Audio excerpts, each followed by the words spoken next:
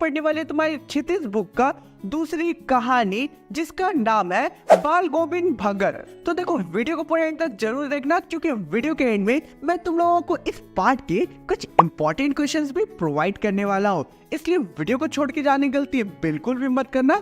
तो अब आराम से चुकू बैठो। चुकू बैठने से पहले इस 3D एनिमेटेड वीडियो का मजा लो। और सबसे पहले मैं तुम लोगों को मिलाना चाहूंगा इस पार्ट के सबसे मेन दो कैरेक्टर से। वो कौन है उनसे तुम खुद मिलो। हेलो, मैं हूँ बाल गोविंद भगत और मैं इस पूरी कहानी का सबसे मेन कैरेक्टर हूँ। और ये जो पूरी कहानी है ना, ये मेरे ऊपर ही है और मेरे जीवन के बारे में है। और बीच बीच में मैं भी तुम लोगों को अपनी कहानी थोड़ी बहुत सुना दूंगा। यार तुम लोग मुझे मत भूल जाना, मैं तो तुम्हारा one and only story teller भैया, जो तुम लोगों को इस स्टोरी के मेन प्लॉट्स को बहुत ही अच्छे से एक्सप्लेन करेगा। तो अब चलो बिना कोई टाइम वेस्ट किए इस स्टोरी के लाइन बाय लाइन एक्सप्लेनेशन को हम लोग शुरू करते हैं। बाल गोविंद भगत मीडियम हाइट के गोरे चिट्टे व्यक्ति थे और उनकी उम्र 60 साल से ज्यादा की थी। लंबी दाढ़ी या लंबी बाल वो कभी नहीं रखते थे, लेकिन उनका जो पूरा चेहरा होता था वो सफेद बालों से चमकता रहता था। मैं कभी भी ज्यादा कपड़े नहीं पहना करता था, केवल एक लंगोट पहना करता था और सिर में छोटी सी टोपी रखा करता था।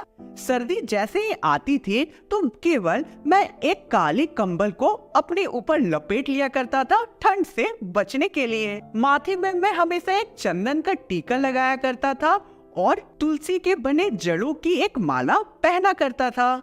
ऊपरी तस्वीर से ये बिल्कुल भी मत समझना कि बाल गोविंद भगत एक साधु थे। नहीं, वो एक फैमिली मैन थे और लेखक को याद है कि उनका एक बेटा और बहू थे और एक साफ सुथरे घर में वो रहा करते थे। लेकिन लेखक को उनकी बीवी के बारे में ज्यादा कुछ याद नहीं है। बाल गोविंद भगत खेती भी करते थे और उनके कुछ खेत भी थे, किंतु खेती बाड़ी करते हुए फैमिली के साथ रहते हुए भी जो बाल गोविंद भगत थे वो एक साधु की परिभाषा में अच्छे से खड़े उतरते थे। क्योंकि बेसिकली बाल गोविंद भगत साधु की जीवन बिताया करते थे। मैं कबीर को साहब माना करता था, यानी कि उनका स्थान मेरे जीवन में बहुत ऊपर था। मैं उनके आदर्शों पे ही चला करता था और उनके लिखे गीत ही गाया करता था और एक खड़ा व्यवहार रखा करता था, यानी कि मैं सभी से बहुत अच्छी तरीके से बात करता था। जानते हैं तुम लोग, मैं किसी से भी बात करने में कभी भी संकोच नहीं करता था, किसी से बेफिजूल झगड़ा भी नहीं करता था और किसी की चीजें बिना पूछे छुआ भी नहीं करता था। उनके इस व्यवहार को देखकर वहाँ के लोग बहुत हैरान रहा करते थे। वो दूसरों के खेत को कभी भी टॉयलेट के लिए नहीं यूज किया करते थे और फसल उगते ही उनकी खेत में जैसी फसल उगती थी तो सबसे पहले वो 4 कोस दूर जाके कबीर के दरबार में अपनी सारी फसलों को चढ़ा देते थे। चढ़ाने के बाद जितने भी फसल उन्हें एज अ प्रसाद मिला करता था वो उसी में अपना गुजारा किया करते थे। सपोज उनकी खेत से 5-6 बोरी की फसल उगी है, धान उगा है, तो वो सारे फसल को जाकर दे देते थे कबीर जी के दरबार में। उसके बाद वहां से उन्हें प्रसादी के रूप में 2 से 3 बोरे मिल जाते थे, उसी से वो अपना गुजारा किया करते थे। इन सब के अलावा जो लेखक होते हैं वो बाल गोविंद भगत के मधुर गीत पे बहुत ही ज्यादा मुग्ध थे, यानी कि बहुत ही ज्यादा पसंद था उनको और पूरे गांव को उनका संगीत बहुत ज्यादा पसंद था, जो उन्हें डेली सुनने को मिलता था।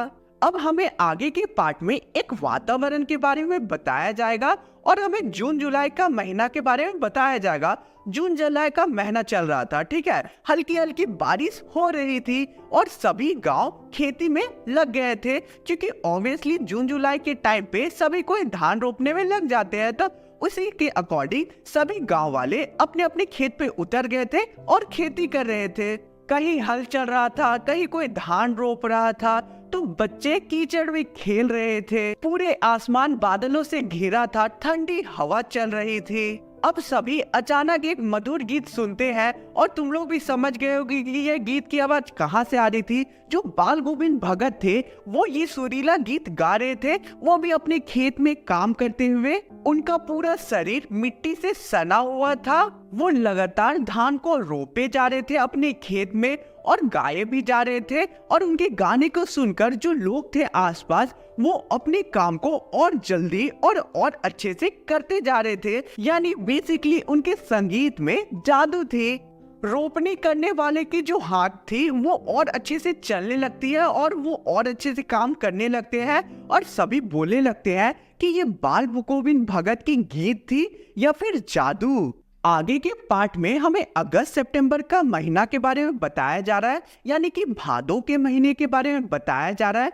और जो भादों का महीना था उसमें पूरा आसमान काले बादलों से घिरा था। बादल गरज रहे थे जोर जोर से, मेंढक भी अपने आवाज को निकाल रहे थे। लेकिन इतने आवाजों के बीच भी बाल गोविंद भगत की जो गीत थी उसे कोई भी नहीं रोक सकता था। उनके म्यूजिकल इंस्ट्रूमेंट गिजड़ी जोर जोर से बज रही थी और वो गा रहे थे, गोदी में पीवा चमक उठे सखिया चिहुक उठे ना। उस भरी बादलों वाली रात में ऐसा गाना किसे नहीं चौंकाएगा।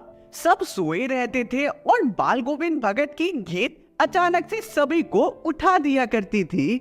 कार्तिक के महीने में मैं सुबह सुबह डेली प्रभातियां निकाला करता था, यानी कि सुबह सुबह मैं अपने घर से जब सूरज भी नहीं उगता था उसी टाइम घर से निकलकर गाना गाने लगता था और नदी की तरफ चल पड़ता था। मैं एकदम सुबह सुबह 2 मील चलकर नदी जाया करता था, वहां नहाया करता था और फिर वहां से लौटकर ऊंचे स्वर में ऊंची जगह पर बैठकर बहुत ही अच्छे सुर में गाना गाने लगता था। आगे लेखक हमें पाठ में बताते हैं कि वो लेट तक जनरली सोया करते थे, लेकिन एक माह के दिन यानी कि जनवरी के एक ठंडी दिन पे वो गीत से उठ जाते हैं, मधुर गीत से उठ जाते हैं और जो बाल गोविंद भगत की जो मधुर गीत होती है उन्हें खींचकर तालाब तक ले जाती है।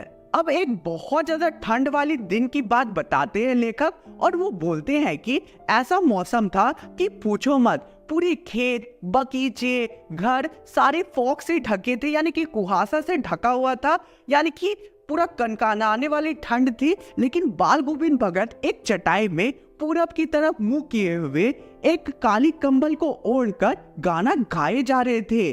और जो लेखक होते हैं वो वहां जाते हैं तो वो बहुत ही ज्यादा कपकपाने लगते हैं ठंड से।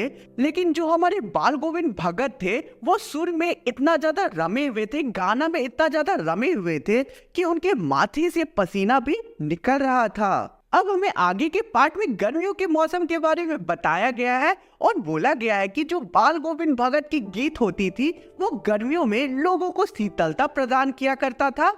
गर्मियों के दिन में जो बाल गोविंद भगत होते थे वो आंगन में चटाई बिछाया करते थे और गाना शुरू कर देते थे। आसपास के जो उनके बहुत करीबी लोग होते थे वो भी आ जाया करते थे और उनके पीछे पीछे गाने को रिपीट किया करते थे। एक समय ऐसा भी आता था कि सभी कोई उठ के नाचने लगते थे और जो पूरा वातावरण था वो बहुत ही सुंदर हो जाता है उस समय पे। बाल गोविंद भगत की संगीत की चरम उत्कर्ष उस दिन लेखक देखते हैं जिस दिन उनके एक लौते बेटे की मृत्यु हो जाती है। उनका एक लौता बेटा था जिसका मानसिक संतुलन थोड़ा ठीक नहीं था और वो हमेशा सुस्त रहा करता था। इसी कारण जो बाल गोविंद भगत थे वो अपने बेटे को और ज्यादा प्यार किया करते थे, क्योंकि बाल गोविंद भगत के अकॉर्डिंग इन लोगों को और प्यार देना चाहिए, यानी कि ऐसे इंसानों को और प्यार देना चाहिए क्योंकि ये प्यार से ठीक हो सकते हैं और ये प्यार के और ज्यादा काबिल होते हैं। बाल गोविंद भगत ने अपने बेटे की शादी बहुत ज्यादा धूमधाम से की थी और अपने घर में एक बहुत ही सुशील बहू भी लाया था। घर की पूरी मैनेजमेंट कामकाज उनकी बहू बहुत ही अच्छे से किया करती थी। बाल गोविंद भगत की बेटे की जैसी मृत्यु की खबर लेखक को पता चलता है और वो घर जाते हैं तो वहाँ का सीन देख के वो बहुत ही ज्यादा शॉक्ड हो जाते हैं। अब होता क्या है यार, होता ये है कि जो बाल गोविंद भगत के बेटे थे उनकी जो डेड बॉडी थी वो उन्होंने आंगन में लेटा के रखा था और कुछ फूल भी आसपास बिखेर दिए थे कुछ तुलसी के पत्तों के साथ। और वहां सामने बैठकर यानी कि अपने बेटे के डेड बॉडी के सामने बैठकर जो बाल गोविंद भगत थे वो बहुत ही सुर में गाना लगातार गाए जा रहे थे। लेखक को एक समय ऐसा भी लगता है कि कहीं बाल गोविंद भगत पागल तो नहीं हो गया है, लेकिन ऐसा नहीं था क्योंकि उनके गाने में वही विश्वास था और बहुत ही ज्यादा वो विश्वास से गा रहे थे। कभी कभी गाते हुए बाल गोविंद भगत अपनी बहू के पास जाते थे जो बहुत ज्यादा रो रही थी और जो लड़कियां थी, जो औरतें थे, वो उन्हें संभाल रही थी, उनके पास जाते और बोलने लगते, अरे बहू तुम रो क्यों रही हो, ये तो उत्सव मनाने का समय है, क्योंकि जो आत्मा है वो परमात्मा के पास चली जा चुकी है, यानी कि जो आत्मा है वो भगवान से मिल चुकी है, इसलिए ये तो उत्सव मनाने का समय है।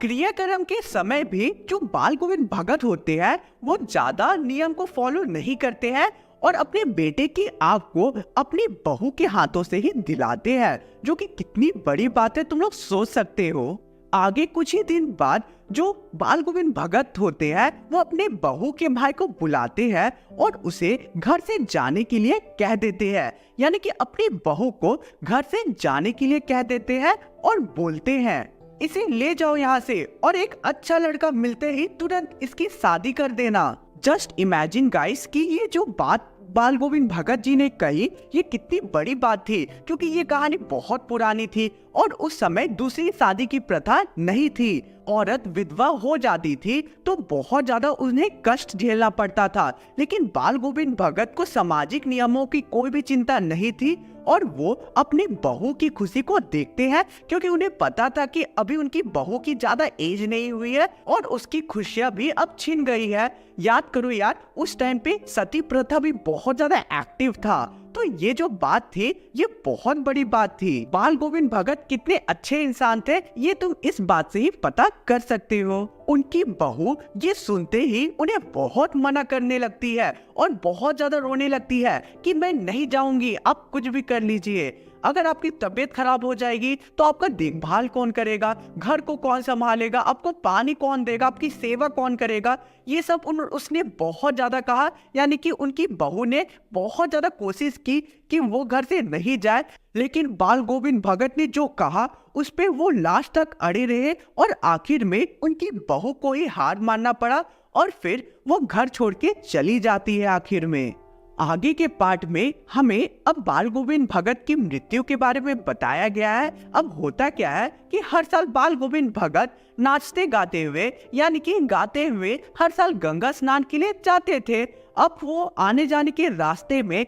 कभी भी खाना नहीं खाते थे, जो घर से एक बार खाना खा के निकलते थे उसके बाद वापस घर लौटते थे तभी खाना खाते थे और उन्हें गंगा स्नान में पैदल जाने के लिए 4 से 5 दिन लग जाते थे। तो जस्ट इमेजिन कि उनका शरीर कितना कमजोर हो जाता था। तो होता भी यही है कि एक बार वो गंगा स्नान के लिए जाते हैं और लौट कर आते हैं तो उनकी तबीयत बहुत खराब हो जाती है, वो धीरे धीरे उसकी बात से बहुत कमजोर होने लगते हैं और वो बूढ़े भी हो जाते हैं। लोग उन्हें नहाने से मना करते हैं लेकिन वो किसी की बात नहीं सुनते हैं और वैसे ही अपना रूटीन टाइम टेबल को फॉलो करते हैं, सुबह उठते हैं, काम करते हैं, यानी कि जो प्रीवियसली रूटीन वो फॉलो करते थे वही रेगुलर फॉलो करते थे। ठीक है, अब एक शाम की बात है, जो लोग होते हैं वो उनकी गीत सुन रहे होते हैं और लोगों को भी ये पता चल जाता है कि उनका जो गीत था उसमें वो जान उस शाम नहीं दिख रही थी। अब नेक्स्ट सुबह होता क्या है कि लोगों को बाल गोविंद भगत की गीत की आवाज नहीं सुनाई देती है। सभी लोग जाकर देखते हैं तो वो सभी पाते हैं कि बाल गोविंद भगत की अब मृत्यु हो चुकी है। तो इसी के साथ हमारी कहानी का हो चुका है डी एंड। तुम लोगों का सब्सक्राइब करने का और लाइक करने का टाइम आ गया है। सब्सक्राइब कर देना, लाइक कर देना। चलो मिलते हैं किसी और वीडियो में। सॉरी, चलो अब तुम लोग इंपॉर्टेंट क्वेश्चन देख लो। ये जो क्वेश्चन है एग्जाम पॉइंट ऑफ व्यू से इंपॉर्टेंट हो सकते हैं।